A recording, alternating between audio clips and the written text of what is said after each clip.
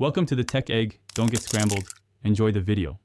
In this video, I will show you how to play One Love on drums. We'll start by understanding the core reggae one-drop rhythm.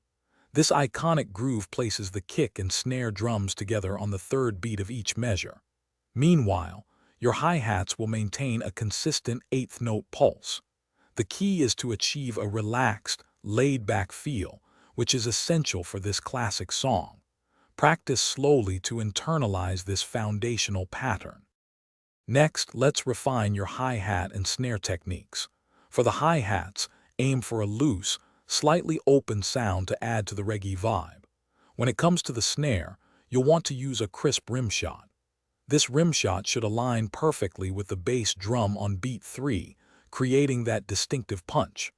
Remember to maintain consistent dynamics throughout the song to keep the groove solid and engaging. Now, let's focus on the precise placement of your kick and snare drums. Both the bass drum and the snare drum strike simultaneously on the third beat of each measure. This synchronized hit is what defines the signature one-drop rhythm, giving One Love its characteristic feel. It's crucial to practice this pattern slowly at first, ensuring you internalize the exact timing and coordination between your hands and feet. Finally, let's talk about the overall dynamics and feel.